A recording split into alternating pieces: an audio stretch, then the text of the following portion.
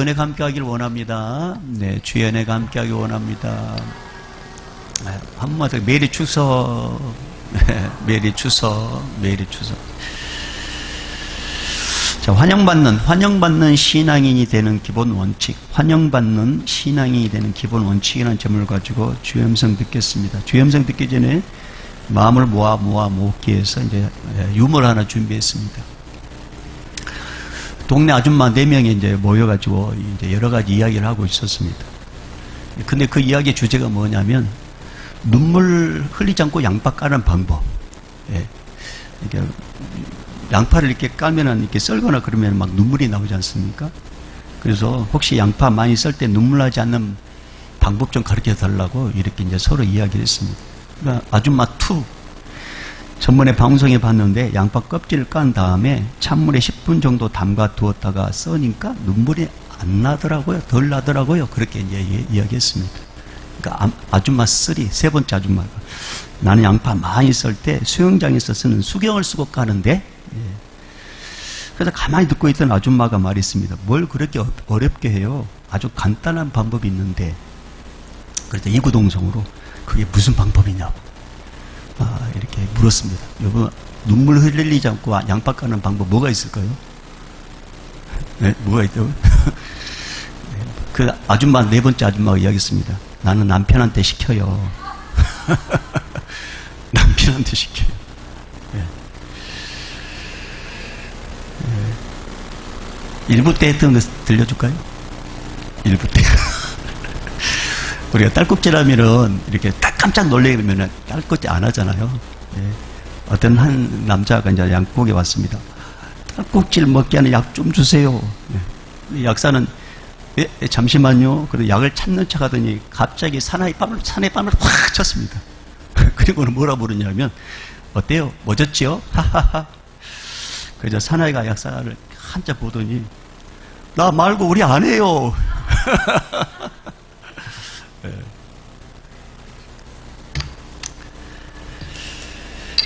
두 딸을 둔 미국인 아버지, 두 딸을 둔 미국인 이제 부부에 대한 이야기입니다. 남편은 군인입니다. 2005년도 해병대 특수작전 임무를 맡고 이제 이라크를 파병 갈 때인데요. 이들 부부에게는 이제 3살짜리와 8살짜리 두 딸이 있었습니다. 근데 남편이 이라크로 떠나기 전에 아내에게 이렇게 말을 하는 것입니다. 내가 이라크로 가는 건 두렵지 않고 내가 죽을까봐 이렇게 걱정하지 않는데, 다만 내가 돌아왔을 때 아이들이 내가 누군지 모를까봐 그게 걱정이야. 이제 이라크로 가가지고 언제 돌아올지 몰라요. 근데 나이가 어리다 보니까 시간이 지나면 이제 아빠 얼굴을 기억하지 못하지 않겠습니까? 그러니까 아빠가 이라크로 파병 가는 그 아빠가 자기 딸들이 자기의 얼굴을 모를까봐 두렵다고 이야기했습니다. 남편이 이제 이라크를 떠나고 나서 얼마 후에 두 딸이 모두 바이러스에 이제 감염되고 병원에 이제 입원을 하게 됐는데요. 그 중에 막내딸의 상태가 좋지 않았습니다. 그리고 아빠가 없는데 아빠 막 부르는 거예요. 아빠 아프면서도 아빠 부르는 거예요. 그러니까 엄마 입장에서 너무 마음이 아팠어요. 그래서 남편의 사진을 막내딸에게 이렇게 딱 줬습니다. 남편의 사진을. 그러니까 이 막내딸이 아빠 사진을 아빠 하다가 이제 사진이 너무나도 얘가 이렇게 자주 많이 문지르다 보니까 사진이 이제 흐물거리게 되고 이제 변색되고 말았습니다. 어떻게든 딸을 위로하고 싶었던 엄마는 자기 친척 중에 뛰어난 공예가, 뭔가 잘 만드는 그런 친척이 있다는 것을 알게 되고, 그분에게 이제 전화를 걸어서 남편의 사진이 붙어 있는 인형을 만들어줄 수 있냐고 이렇게 묻게 됩니다. 친척은 이 아이들의 엄마의 부탁을 받고 군복을 입은 사진을 천에다가 인쇄하고, 그 인쇄 방법을 이제 알아낸 뒤에 그 인쇄해가지고 아빠의 인형을 2개 만들어서 두 딸들에게 이제 보내게 됩니다. 비록 천에 인쇄된 사진이지만 아빠의 얼굴, 이 아빠의 얼굴을 보자 아이들 얼굴이 확 펴졌습니다. 그리고 이제 딸들이 퇴원해서 집으로 돌아오자 이 아빠의 인형은 이 두 딸들에게 일상생활의 일부가 됩니다. 막내딸은 어디를 가든지 항상 아빠의 인형을 품에 안고 같이 다녔습니다. 특별히 아이들에게 장난감 손수레 있죠. 그 선술에다가 아빠의 인형을 태워다가 다닐 정도로 그렇게 아빠의 인형을 좋아했습니다. 쇼핑을 갈 때도 함께, 공원 갈 때도 함께, 아이들이 가는 모임에는 어김없이 아빠의 인형이 그 아이들의 손에 또 그들과 함께 동행했었습니다. 그리고 밤에 잠들기 전에는 아이와 함께 이라크에 있는 아빠를 위해 기도할 때 두 딸은 아빠의 인형을 꼭 껴안고 함께 기도를 했었습니다. 그렇게 이제 시간이 지났습니다. 그런데 참 감사하게도 이라크에 파병됐던 이 남편이 9개월 만에 이제 집으로 이제 돌아올 수 있게 됐는데, 집으로 돌아오는데 이 아빠가 걱정이 되는 거예요. 왜냐하면 같이 파병을 했다가 이제 또 이렇게 파병했던 이 구인들 가운데 하나같이 하는 말이 뭐냐면, 오랜만에 집에 가면 애들이 처음에 무서워가지고 자기에게 오지 않는다는 것입니다. 하나같이 그렇다는 거죠. 애들이 무서워가지고. 그러니까 이 아빠도 걱정이 되는 거예요. 오랫동안 떨어져. 9개월이라는 그 기간 동안에. 내가 가서 애들이 나를 몰라보면 어떻게 할까? 나에 대해서 무서워하면 어떻게 할까? 내 자신을 기억하지 못하면 어떻게 할까? 이것 때문에 걱정이 되었습니다. 그리고 아이들이 이제 다 잡는 한밤중에 이제 이 이라크에 파병됐던 이 군인 아빠가 도착을 하게 됩니다. 걱정스러운 마음으로, 그리고 곧장 큰딸 방으로 향하게 됩니다. 아이를 보고 싶은 마음도 있었고, 보고 싶기도 하고, 그리고 아이가 이제 잠이 들었는데, 잠들었는 아이를 향하여 누구야? 이렇게 부릅니다. 누구야? 아이는 잠에서 깨어 군복 입는 아빠를 얼굴 한번 딱 쳐다보고, 그리고 자기 인형을 한번 딱 쳐다봅니다. 이때 당시에 이 상황을 그 엄마가 이렇게 전달합니다. 큰딸은 아빠 인형을 내려놓고, 아빠 인형을 내려놓고 아빠를 향해 손을 올리면서 아빠 이렇게 했어요. 아빠. 남편이 우는 모습을 본 건 그때가 처음이었다. 아빠 그게 아니라 아빠 이렇게. 인형 속 아빠의 얼굴과 실제 아빠 얼굴을 보았기 때문에 인형에서 항상 봤잖아요. 근데 실제 얼굴을 봤는데 낯설지가 않았던 거죠. 인형으로 항상 보았던 얼굴이기 때문에 아이는 놀라우지 않았습니다. 놀랍지 않았습니다. 매일매일 보았던 얼굴처럼 아빠를 반갑게 아빠 이렇게 마주줬다는 것입니다. 한순간 그 걱정이 싹 사라지면서 눈물이 확 아빠가 이제 쏟아지게 됐다는 거죠. 물론 막내딸도 그랬다는 것입니다. 여러분, 우리는 성경을 통해서 하나님이 누구신지, 예수님이 우리를 위해서 무엇을 하셨는지, 성령께서 지금 무엇을 하고 있는지 우리는 성경 통해서 알아가고 있고 배워가고 있습니다. 매일매일 성경을 통해서. 근데 우리 인생이 언제 끝날지, 주님이 언제 오실지 모르지만 내 인생이 끝났을 때 우리는 성경을 통해서 하나님을 알고, 성경을 통해서 예수님을 알고, 성경을 통해서 성령을 알기 때문에 내 인생이 언제 끝날지 모르지만 주님 맞을 때 우리는 절대 두려워할 수 없습니다. 왜? 아버지, 예수님, 이렇게 맞을 수 있다는 것입니다. 그러나 우리가 예수님 믿음에도 불구하고 성경을 가까이 하지 않게 된다면 어느 순간 예수님이 오늘 재림하실 때, 내 인생이 언제 끝날 때 우리는 엄청난 두려움에 떨게 될 거라는 거죠. 하나님의 그 공의 앞에, 하나님의 그 위험 앞에, 심판답에 섰을 때 두려움을 떨게 된다는 것입니다.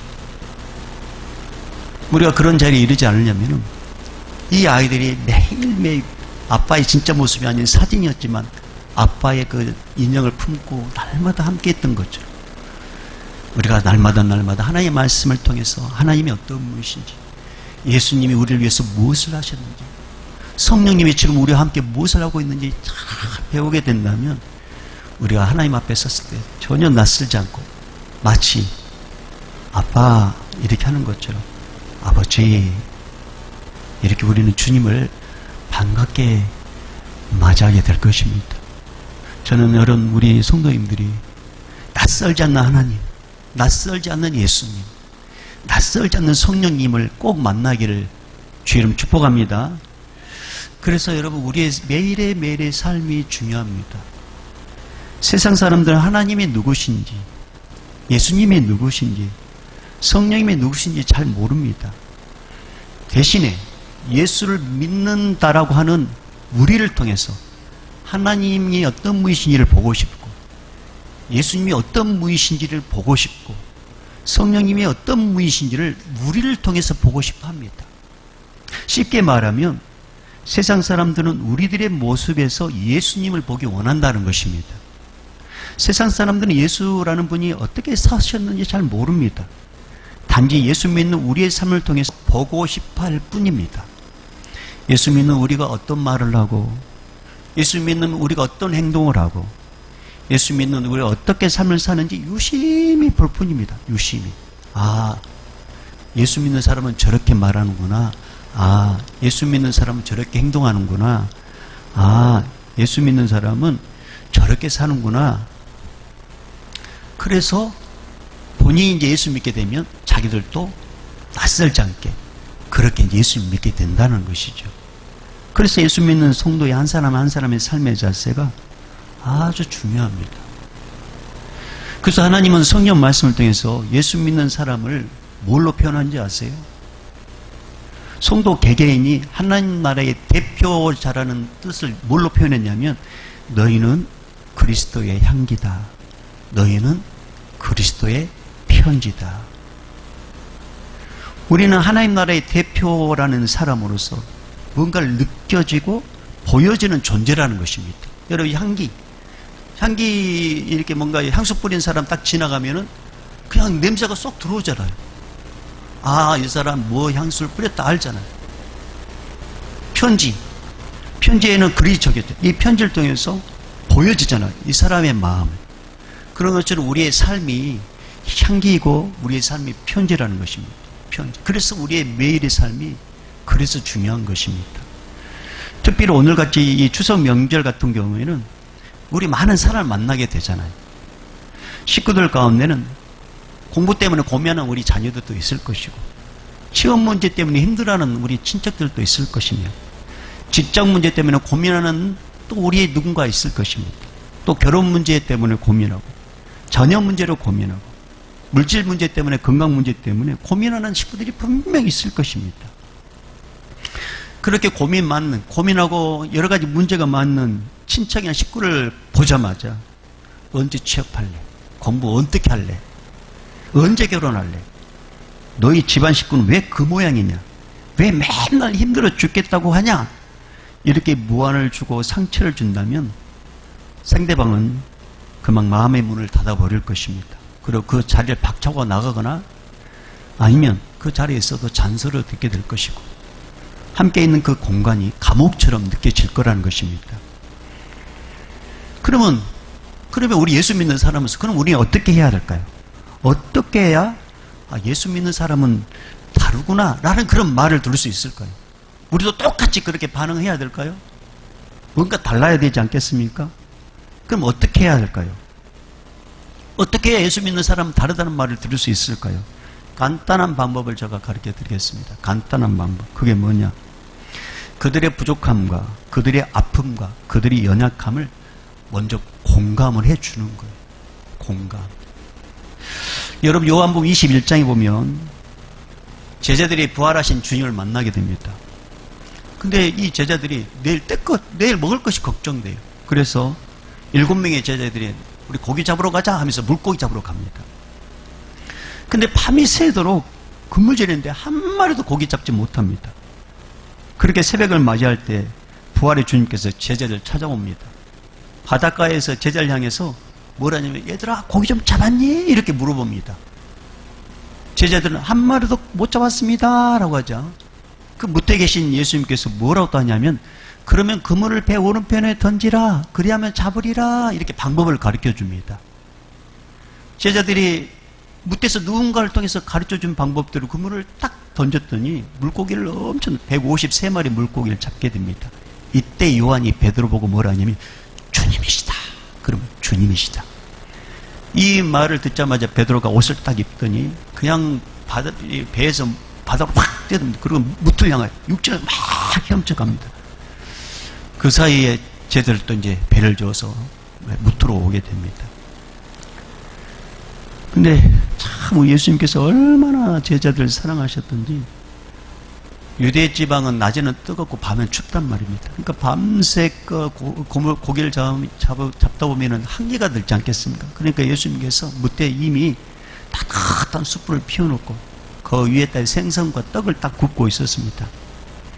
근데 예수님을 만나러 이제 제자들이 와 있는데 제자들이 멋쩍어가지고 예수님께 가까이 오지 않는 것입니다. 그러니까 예수님께서 먼저 말을 딱 붙입니다. 야, 생선 잡아온 거 있으면 좀 줘봐. 그럼 미리 구워놓은 떡과 그 고기를 딱 내밀면서 야, 아침이다, 어서 먹어라. 이렇게 이야기하면 먹어라.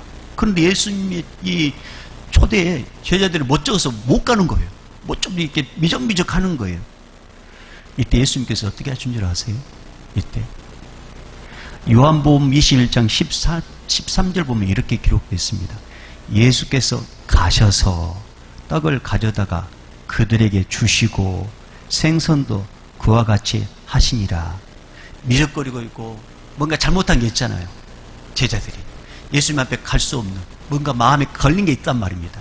미적미적하고 있는 이 제자를 향하여 예수님께서 나 알고 있다. 너희들이 약함을 알고 있다. 말하지 않지만 그들의 약함을 알고 있기 때문에 예수님께서 그들이 제자들 오기 전에 예수님께서 가셔 떡과 물고기를 가지고 제자들에게 다가섭니다. 그리고 그들에게 나눠서 준다는 것입니다. 예수님께서 그런 행동하신 것은 약함을 품었던 것이죠. 먼저 다가서서 그들의 약함을 품어주신 것입니다. 공감을 한 것입니다. 제자들의 마음을 공감을 했던 것입니다. 그래서 예수님께서 다가셔서 먹으라고 줬던 것입니다. 사랑하는 여러분, 우리 예수 믿는 사람들은 세상 사람들과 달라야 됩니다. 우리 예수 믿는 사람들은 믿지 않는 자들과 분명히 달라야 합니다. 혹 가족들 중에 어떤 속상한 일로 인해서 불편한 관계가 있는데 이 명절 때문에 만나는 경우가 있습니다. 그럼 누구나가 이런 생각을 가져요. 내가 잘못하지 않았지만 뭔가 누군가를 통해서 뭔가 말이 나와가지고 불편한 관계를 맺고 있는 경우가 있습니다. 그럴 때 누구나가 이런 생각을 갖고 있습니다. 먼저 손 내밀기 전에는 네가 먼저 나에게 화해를 요청하지 않을 때 난 절대 화해하지 않을 거야. 그렇게 딱 마음을 갖고 있을 때 있단 말입니다. 서로 이런 마음을 갖고 있다면 모여있지만 이 분위기가요 참 곤욕스러운 거예요. 더군다나 부모님이 살아 계셔가지고 식구들이 자식들을 모이긴 했는데 뭔가 이렇게 냉랭한 분위기를 보고 있다면 부모의 마음이 얼마나 불편하시겠습니까? 하지만 예수 믿는 내가 먼저, 나는 잘못 없었지만 예수 믿는 내가 먼저 손을 내밀고 내가 먼저 다가서고 내가 먼저 공감하고 내가 먼저 품고 그리고 우리 하여하자고 그냥 이렇게 농담식으로 왜 그래? 그러면서 한번 탁 찌르면서 왜 그래? 먼저 내가 탁 다가서게 된다면 어색한 분위기는 순간 따뜻한 분위기로 바뀌게 될 것이고 먼저 마음의 문을 열었기 때문에 상대편도 마음의 문을 열어서 아름다운 그런 관계성이 회복될 거라는 것입니다. 저는 이번 추석 명절 때 예수님께서 제자들 잘못했잖아요. 제자들 만났을 때 야 너희들 왜 나를 부활의 모습 보고 그렇게 뭐 한 시간도 참지 못하고 고기 잡으러 갔냐? 그렇게 그들의 잘못을 지적하지 않았습니다. 아무 말씀도 하지 않고 그들에게 다가서서 떡과 고기를 먹게 먼저 주님께서 다가서셨습니다. 이번 명절 기간 동안에 혹시나 뭔가 불편한 어떤 그런 관계성을 갖고 있다면 그냥 기도하시고 왜 그래? 왜 그래? 이렇게 한번 툭 다가서게 된다면 주님께서 그곳에 확 역사하셔서 관계성이 회복되는 그런 일들이 일어나게 될 것입니다. 그런 일들이 일어나길 주님 축복합니다. 근데 여러분 가만히 보면 모든 문제의 출발점은요 말로부터 시작하는 건 말. 이 말 때문에 그런 거예요. 그래서 혹시 말 때문에 실수를 했거나 관계가 서운해진 분들이 있다면 제가 중요한 원칙을 가르쳐 줄게요. 대화의 원칙 1, 2, 3 법칙이라는 게 있습니다. 대화의 원칙 1, 2, 3 법칙. 자, 대화의 원칙 1, 2, 3 법칙에는 뭐냐? 자, 1은 1분 동안만 말을 해라. 만나면은 막 이렇게 이야기 많이 하고 싶을 때 있잖아요. 나 속상한 말 막 하고 싶잖아요. 나는 그러지 않은데 너는 왜? 막 그러다 보면 10분도 하고 20분도 하고 그렇단 말입니다. 그러니까 일목요연에 딱 1분, 1분만 말하고 2는 뭐냐? 2분 동안 들어주는 거예요. 2분 동안.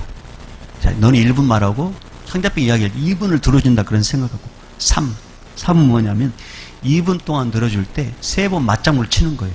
아, 그렇구나. 그래서 나 몰랐네. 이렇게 3번 맞장구 치는 거예요. 이게 대화의 원칙 1, 2, 3 법칙입니다. 1, 2, 3 법칙. 자, 특별히 할 말이 없을 때 억지로 화제를 찾아내려고 초조할 필요도 없습니다. 할 말이 없는데 막 머리 이렇게 스트레스 받으면서 뭔가 이야기하던 이 어색한 분위기를 뭔가 바꿔야 되는데 그러면서 막 이거 고민할 필요가 없습니다. 할 말이 없을 때는 그러면 들어주는 쪽을 택하십시오. 들어주는 쪽. 하지만 말을 해야 하는 어떤 위치나 분위기라면 먼저 상대편의 마음을 얻는 것이 중요합니다. 상대편이 내 말에 관심을 갖도록 하는 것이 중요합니다. 그러려면 첫 번째 뭐라고요? 공감. 이해를 해주려고 하는 거예요. 상대편을 공감해 주려고 하는 거죠. 공감.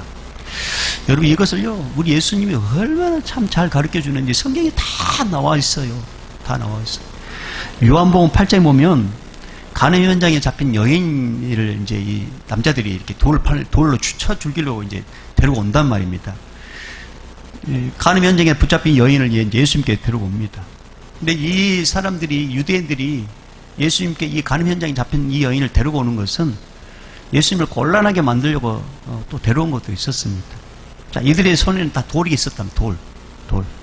그러면서 뭐냐면 모세 율법에 보면 간음한 사람은 돌로 쳐 죽이라고 했는데 예수 당신은 어떻게 했으면 좋겠습니까? 이렇게 물어보는 거예요. 자, 여기는 이제 이들이 고도의 생각을 갖고 있습니다. 만약에 예수님께서 그러지 말아라고 이야기하면 뭐 어떤 책을 잡으려냐면 하나님께 주신 율법을 무시한 자로, 하나님께 주신 율법을 파괴한 자로 그런 문제거리를 잡으려고 한 것이고, 만약에 돌로 쳐 죽여라 그럴 때 그렇게 하라 그러면은 예수는 말만 번지르르하게 사랑을 외치는 사람입니다. 실제로 사랑에 대해 관심 없다. 그런 어떤 문제거리를 찾으려고 이 간음 현장에 잡힌 이 여인을 데리고 왔다는 것입니다. 예수님이 이들의 의도를 다 깨뚫고 계셨습니다. 자, 그들이 다 왔을 때 예수님께서는 자리에 딱 바닥에 앉으시더니 뭔가 막 쓰셨습니다. 그러니까 옆에 유대인들이 돌 막 이렇게 갖고 있는 유대인들이 예수님께 자꾸 어떻게 했으면 좋겠냐고 막 다그칩니다. 그때 예수님께서 글을 쓰시면서 이렇게 합니다. 너희 중에 죄 없는 자가 먼저 돌을 쳐라. 너희 중에 죄 없는 자가 먼저 돌로 치라. 그러면서 뭔가 또 땅에 뭔가 쓰시고 계셨습니다.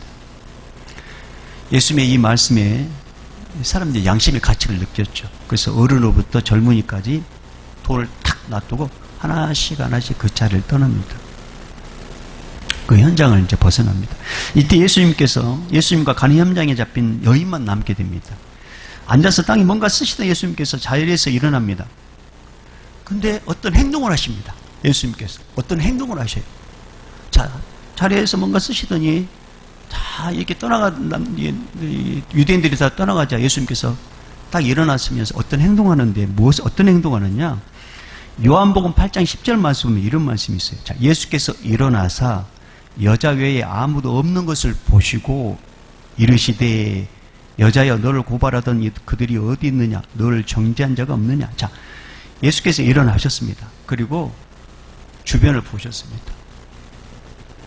아무도 없는 걸 확인하시고 수치심에 떨고 있고 돌팔매질 때문에 곧 죽을 것 같다는 이 죽음의 공포에 떨고 있는 이 여인에게 예수님께서 주변을 먼저 보시고 그리고 그 여인에게 다가서서 말을 붙였다는 것입니다.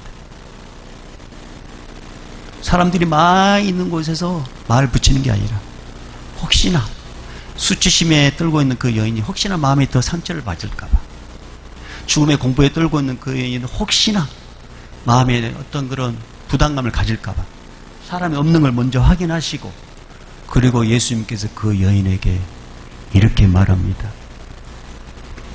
나도 너를 정죄하지 않냐느니 다시는 죄를 범하지 말아라.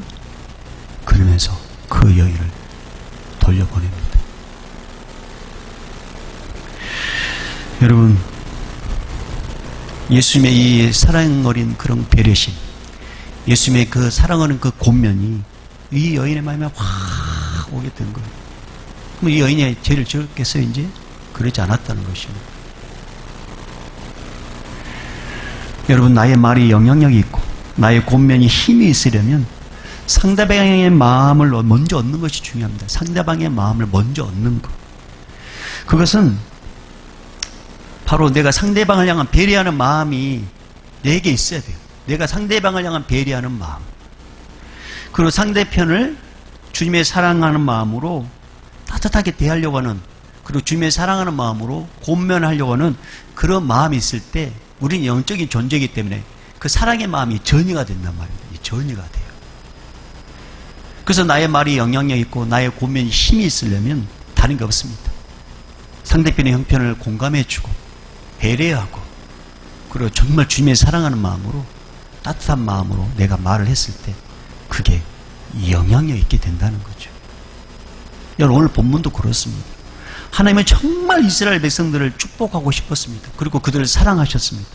그런데 그들에게 직접적으로 하나님께서 직접 나타나셔가지고 축복을 비는 게 아니라 그들에게 축복을 빌 때 누구를 사용하셨냐면 하나님께서 구베라에 세운 제사장들을 사용하신 거예요. 여러분, 하나님을 보는 순간 죽다면 죽는단 말입니다. 하나님 보는 순간 죽어요. 그러니까 하나님은 이스라엘 백성들이 약함을 아셔요.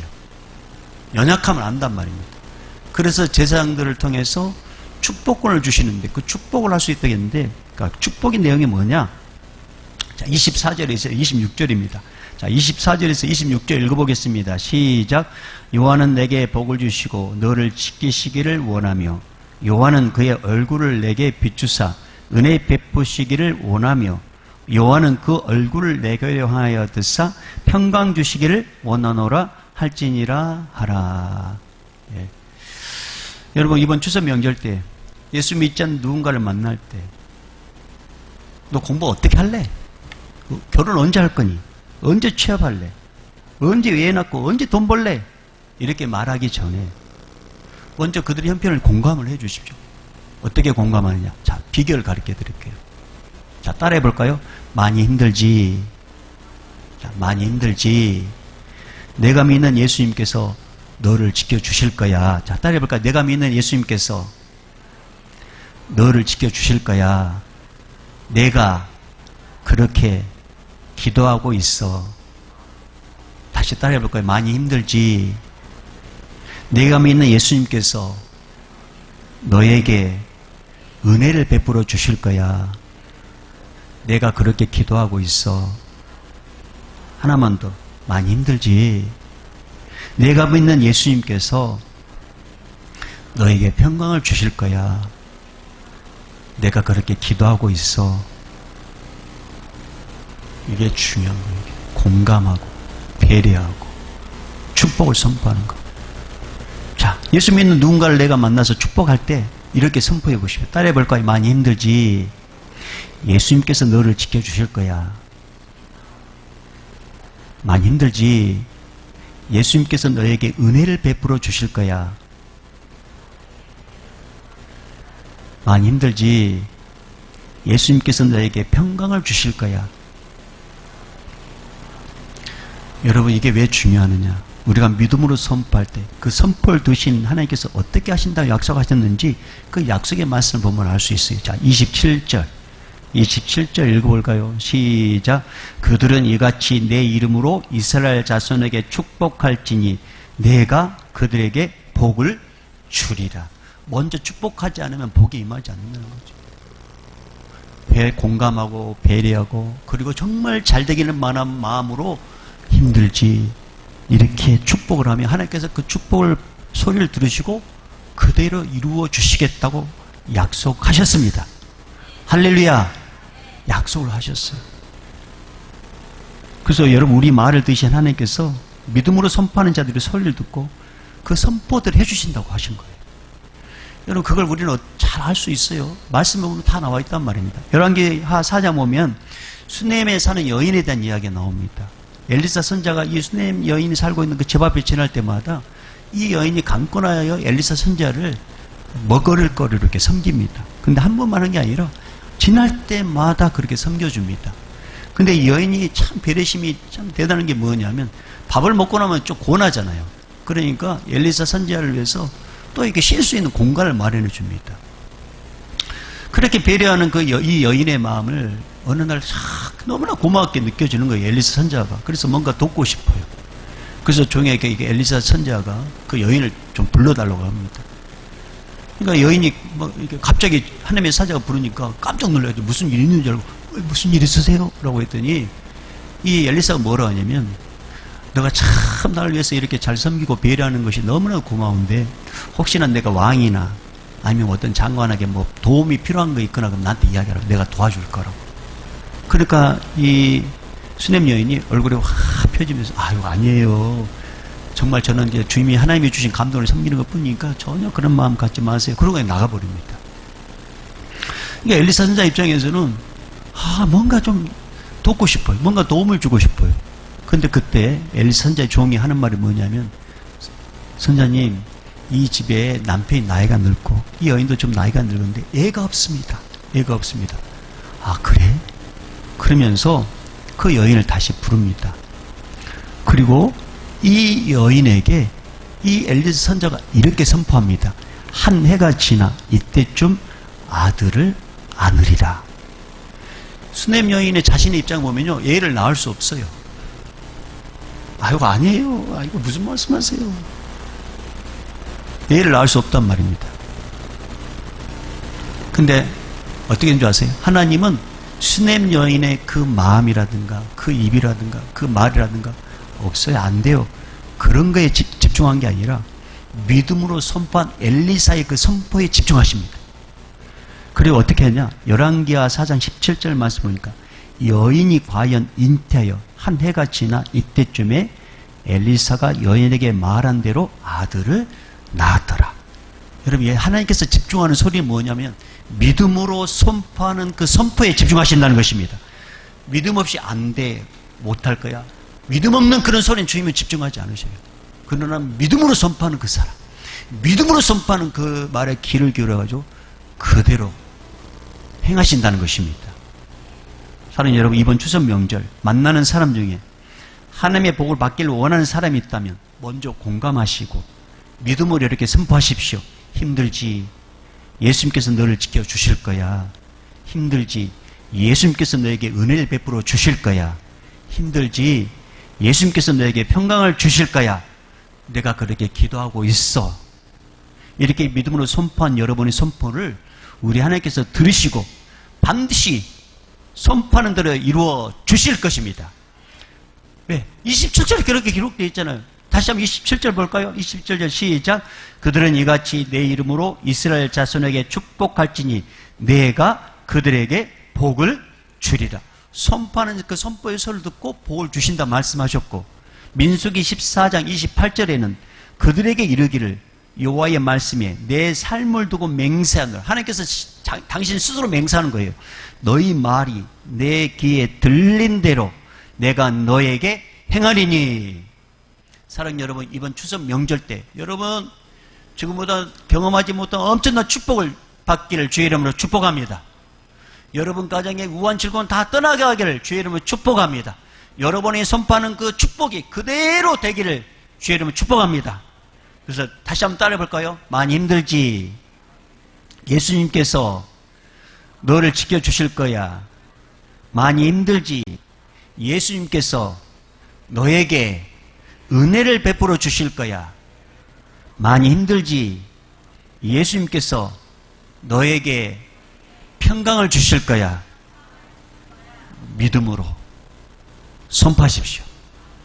믿음으로. 그래서 민수기 이 말씀은 너무나 중요한 거죠. 우리 하나님 복의 근원이시고 선포한 대로 일을 하시는 그 하나님. 그래서 그 하나님께서 싫어하는 일을 하면 안 되고 하나님께서 원하는 일만 하시길 바라고 믿음으로 선포해서 하나님의 큰 축복을 받는 우리 모두가 되십시오. 이제는 우리 주 예수 그리스도 은혜와 하나님 아버지의 무한하신 사랑하심과 성령님의 감화감동교통 충만하심이 추석 명절을 맞아요. 우리 믿음의 식구들, 일가 친척들을 만날 때 어떤 누군가 힘들어할 때 힘들지, 예수님께서 너를 지켜주실 것이고 은혜 베풀어 주시고 평강을 주실 거야. 내가 그렇게 기도하고 있어. 라고 공감하고 위로하고 축복하는 자들에게 그 축복이 그대로 이루어진 것을 기대하고 믿는 그 결단과 그 앞길과 그 배려하는 마음이 오늘 또 땅까지 복음을 증거하는 우리 선교사님들과 155마일을 지킨 우리 구인들과 의료 최전방에 있는 의료진들과 행정당국과 함께 예배하지 못하지만 고향에 있는 우리 믿음의 식구들과 또 흩어져 있는 우리 믿음의 권속들과 이 예배 현장에 있는 우리 다음 세대, 청년 세대, 우리 믿음의 권속들을 위해 이제부터 영원히 있을지어다. 아멘.